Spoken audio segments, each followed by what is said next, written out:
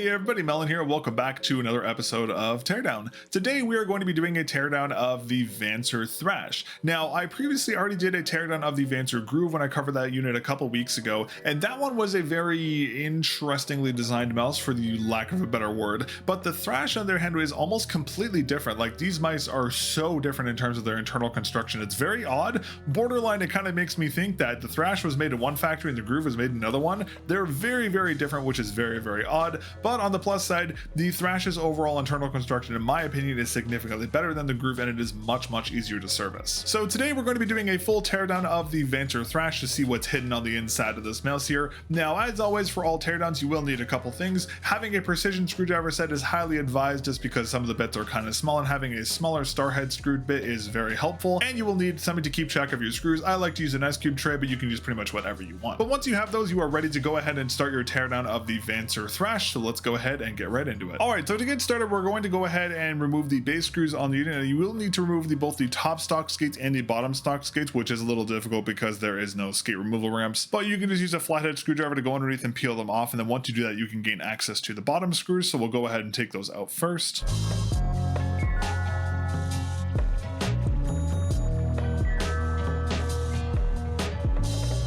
Next up, we're going to go ahead and remove the top shell from the base here. Now, just like the Groove, there is a bit of a clip on the bottom here, and you can see I've kind of mauled the plastic a little bit trying to get it open because I thought it was the same as the Groove, but it's actually a little different. So with the Groove, you have to take a flathead screwdriver, put it in, and push it to the top. With this one, you actually have to push it to the bottom. So you want to go ahead and take a flathead screw, put it into this little thing here, push down, and with a little bit of luck, you should be able to clip off this connector towards the base here. You should hear a little bit of a crack, and once you do, you can get your fingernail in there and you can get it open. And then once that's done, you can run your finger along the sides of the mouse to remove the clip. Same as the Groove, there's a clip here and a clip here. And once that's off, you can go ahead and just pull the entire top shell off of the unit. There are no ribbon cables on the inside. The entire unit comes off just in one piece. So I'm going to put the base away for now. Let's go ahead and talk about this top shell. Now, there really isn't too much to talk about here. All there really is the side buttons and the main buttons here. Now, the side buttons are the exact same ones that we saw on the Groove. They are this kind of push pin design. So you want to go ahead and just kind of get your finger underneath them to the best you can and just kind of roughly pull them out. And they should come off pretty easily, just like this, and just kind of held in by these little plastic standoffs here. So that is your side buttons. And then next up, we can go ahead and remove our main clicks here.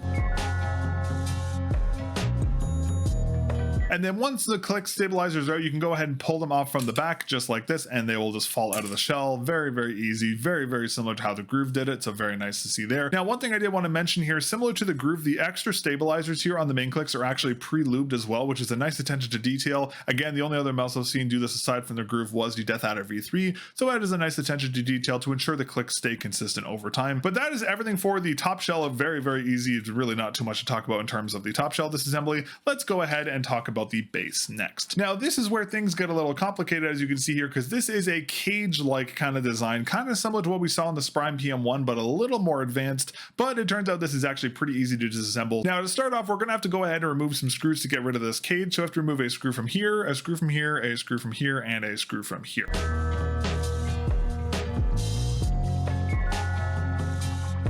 And then once that's done, you can pretty easily remove this top piece. It just kind of comes off just like this. Now, because there are a couple ribbon cables underneath here, you want to go ahead and disconnect these side buttons. So go ahead, just get a fingernail under these little connector here and just gently wiggle it up from the top as best you can. Now, you do have to be kind of careful with this because, as you may have noticed, this board peeled up almost immediately. And that's because the same screws that anchor in this top shell piece also anchor in the main board, which does make it kind of tricky to take these out. So be very careful. Make sure to kind of like hold the board down as best you can when you're pulling these off, just to make sure you don't break your main board in some variety. We can also go ahead and remove the connector for the battery here. Same process, make sure you're holding down your main board.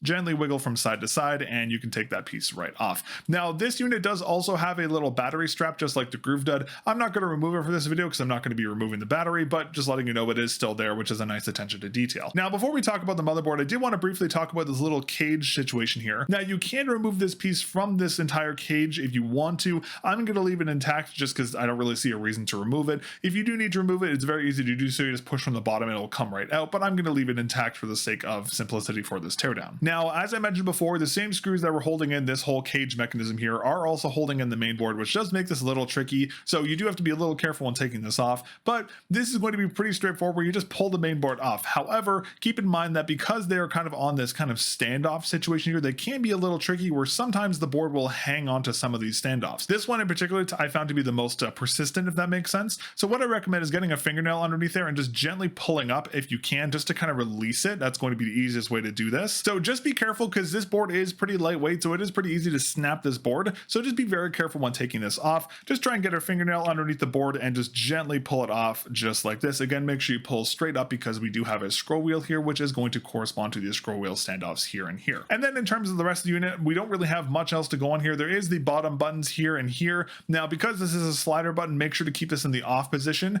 because this will correspond to this little slider on the bottom. And again, you want to make sure this is in the off position for reassembly. But overall, in terms of this assembly, this is a very, very easy to service unit. It's very easy to open it. The hardest part in this unit, in my opinion, is literally taking off the main board just because it is a little sticky on this one standoff here. But aside from that, it's very, very easy to service. So let's go ahead and start the reassembly process. Alrighty, so let's go ahead and get started with the base reassembly. Now, this is very, very easy to do. All we do is take the scroll wheel and take the prongs of the scroll wheel here, line it up with the little standoffs here, and just drop it right onto the board, and it will just naturally seat itself right onto the board. Just run your finger across it to make sure all the contacts stay in position. And then at this point, I recommend putting your finger here and going on the bottom and just making sure this switch still works. If this switch isn't actuating, I'd reseat the board, make sure it's lined up. But if you put it to the off position and set this to the off position, it should line up no problem. Next up, we can go ahead and we can reconnect our battery. So we're just going to go ahead and take this connector and seat it right into this connector on the top here, and just press in on the sides like this, and that will clip it into place. If the board creaks a little bit, don't worry about that. That's just because it hasn't been screwed in yet, because this isn't on here yet, so don't worry about that.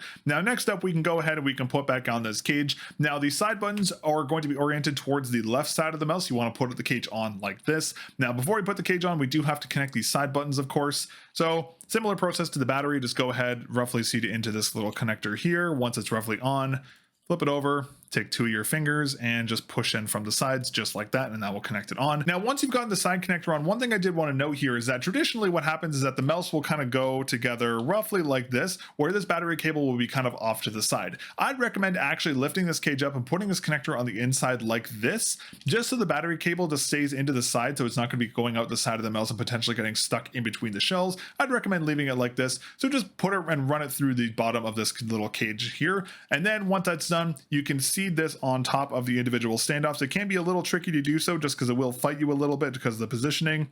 But if it's done correctly, you can get it onto place just like that. And then next up, just put your finger on top and we can go ahead and re-anchor these screws in.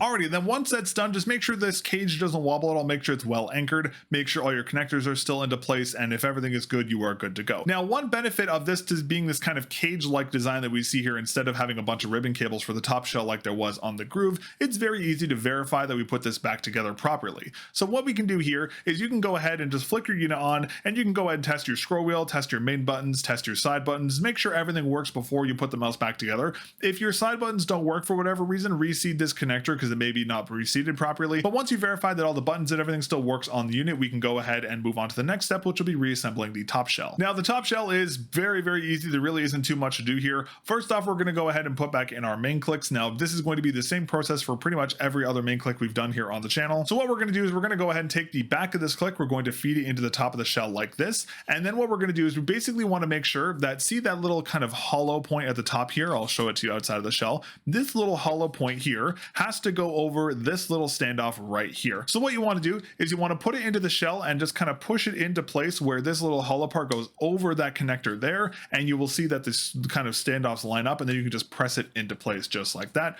We'll do the exact same thing with the second click here. Go ahead, put it over the top, line it up with the little standoff here, push it into place, and just click it over on top, and it should click into place.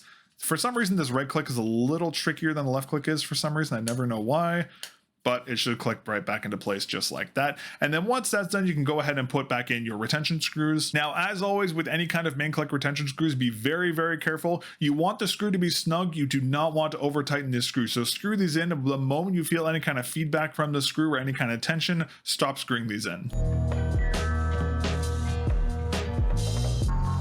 right, and then once that's done, you can verify that you screwed these in properly. You'll see how the clicks kind of float like this, and if you press them down, they naturally kind of rebound back. That is exactly what you want these clicks to do. If they're over tightened, you won't be able to push them down. If you've under tightened them, they'll stick on the bottom of the shell just like this. So just make sure you don't over tension them. The moment you feel any feedback from these screws, just stop screwing. Now next up, we can do our side clicks here. Now these are very easy to do because again, these just basically are held into the side of the shell by these little prongs here, which correspond to the little standoffs on the inside of the shell here and here. So what you want to do is basically just roughly line them up in the side of the shell, and they will kind of just naturally line themselves up with their standoffs. Just take your finger and clip them into place and you are good to go. But that is everything for the top shell. Again, very, very easy to service and disassemble. Let's go ahead and reconnect it to the base. Now this is the one area of the thrash that is kind of confusing because getting the top shell onto the bottom shell is kind of difficult to do so because you have to line up these kind of little rails here with this side of the mouse, and you also have to line up these connectors with this side of the mouse. If you go to put the unit on from the top, it doesn't naturally press down, like you can't really get it into place,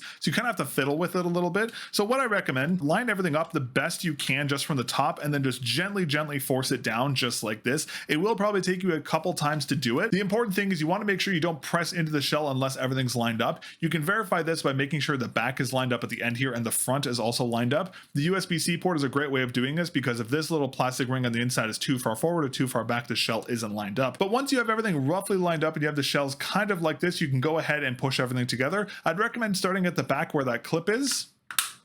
Clip that into place and then just gently work your way up the shell. Again, there's a clip here and here, and then up at the top here and here, and you'll see how it just kind of gently goes into place. Now, I will say this unit will creak a lot when you try and put it back together. It's normal. This unit does just have a lot of creakiness to it without the base screws installed. As long as the sides of the mouse are lined up and there's no gaps or anything like that, and your main clicks still work, then you're fine. You've done it properly. It's not the most intuitive reassembly process because it's kind of funky having to just kind of like dry fire the shells together. But once you get everything lined up, it is fine. And then lastly, you can go ahead and put back in your retention screws on the top and the bottom of the mouse.